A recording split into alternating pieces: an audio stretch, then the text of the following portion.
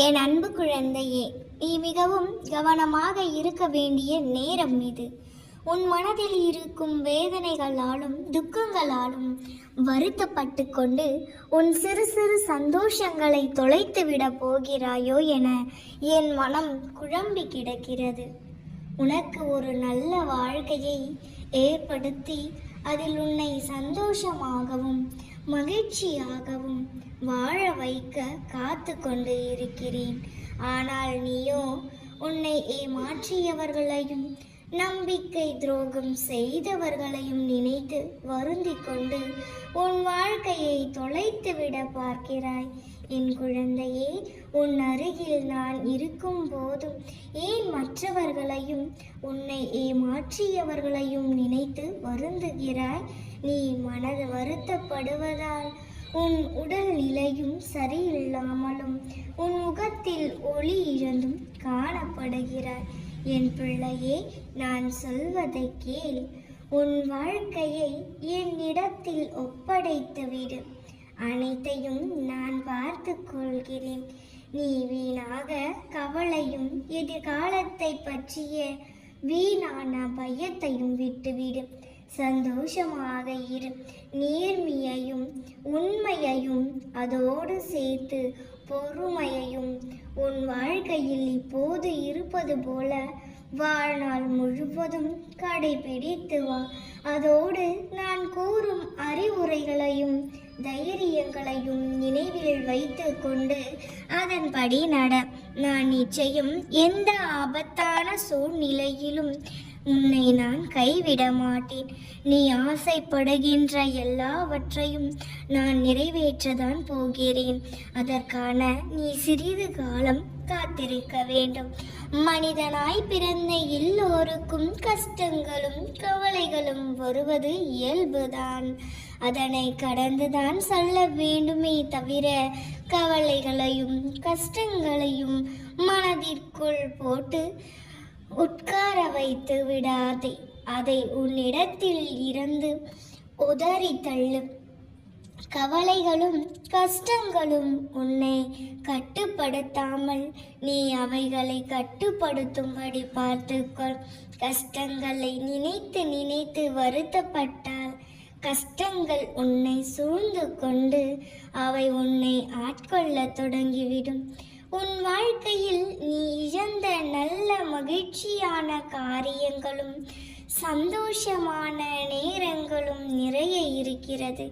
கஷ்டங்களையே நினைத்து வருத்தப்படுவதை விடு. சந்தோஷமாக இரு. உனக்கு எந்த துன்பத்தையும் உன் அருகில் அண்டவிட மாட்டேன். கவலைப்படாதே குழந்தையே, நான் இருக்கின்றேன். எப்பொழுதும் உன் அப்பா நான் இருக்கின்றேன். நீ செல்லும் பாதையில் உனக்கான தேடலும் உனக்கான தேவையிலும் தெளிவாயிரு. எது ஒன்றிற்காகவும் உன்னை அடமானம் வைக்காதே. பிறகு தன்மானம் இழப்பாய். சில நிகழ்வுகள் வாழ்வில் புரியாமல் இருந்தாலும் பிரச்சனை, புரிந்தாலும் பிரச்சனை. அதனால் எதுவும் புரியவில்லை என்று புரிந்ததை நினைத்து வருத்தப்பட்டு கொண்டு இருக்காதே. தேவைக்காக ஓடும் உலகத்தில் நீ தேடலுக்காக ஓடு. காத்திருக்க பழகிக்கொள். நிலைத்திருக்க வேண்டும் என்றால் நிதானம் மிகவும் முக்கியம். மூடி இருப்பவர்களின் முகமூடி களைய நீ ஏதேனும் செய்ய வேண்டாம். அதை காலம் நானும் பார்த்து கொள்வோம். எல்லோர் வாழ்விலும் எதிரானவர்கள் நிச்சயம் இருப்பார்கள். அவர்கள் இல்லை என்றால் உன் வாழ்வில் சுவாரஸ்யம் இல்லாமல் போகும். சில நிகழ்வுகளை உன்னால் வேடிக்கை மட்டுமே பார்க்க முடியும். அது உன் தவறல்ல. அது உன் கட்டுப்பாட்டில் இல்லாத ஒன்றை பற்றி நீ எவ்வளவு யோசித்தாலும் அதில் விடை தெரியாது. கேள்விகளே உதிக்கும். காலத்தின் அழைப்பை உதாசீனம் செய்யாதே. அது எல்லோரையும் அழைக்காது. தகுதியற்றவர்களை மட்டும் அழைக்கும். தகுதியுள்ளவர்களாக மாற்ற அழைத்தும் நீ வர மறுத்தால் இழுத்து செல்லப்படுவாய். ஏனெனில் போராளிகள் பிறப்பதில்லை, உருவாக்கப்படுகிறார்கள். அழுத்தத்தாலும் நெருக்கத்தாலும் சகுனிகள் இறப்பதில்லை, இறந்து கொண்டேதான் இருக்கின்றனர். அமைதியாகவும் அன்பாகவும் எப்பொழுதும் சிரிப்பவர்கள் நெஞ்சில் சில பஞ்சம் மறைந்து கொண்டு இருக்கும். கவனமாக இரு. அமைதியாய் இருப்பவர்கள் எல்லோரும் ஏதேனும் அறியாதவர்கள் என்று எண்ணிவிடாதே. வெடிப்பொருட்கள் வெடியாதவரை அமைதியாகத்தான் இருக்கும். விடுதலை போர் நடந்த ஒன்றா, நடக்காத ஒன்றா? இங்கே சில பேரின் மனமே ஒரு யுத்த களம். நம் எண்ணங்களே யுத்த கள வீரர்கள். சில நேரங்களில் நாமே கொல்லப்படுகிறோம் நம் எண்ணங்களால். மீண்டும் நினைவூட்டுகிறேன், போராளிகள் பிறப்பதில்லை, உருவாக்கப்படுகிறார்கள். அழுத்தத்தாலும் நெருக்கத்தாலும். மிக கவனமாக இரு பிள்ளையே. மற்றவர்கள் பேசுவதையெல்லாம் நினைத்து கலங்கி கொண்டு இருக்காதே. அவர்கள் பேசுவதையெல்லாம் புறம் தள்ளிவிடும். உன் அப்பா நான் கூறுகிறேன், நீ அதிர்ஷ்டம் வாய்ந்த பிள்ளை. மஞ்சளும் மங்களகரமும் சூழ வெற்றிகரமாய் வாழ பிறந்த என் பிள்ளை நீ. நீ என்ன செய்தாலும் உன்மேல் கோபம் கொள்ள மாட்டேன். நீ என் செல்ல குழந்தை.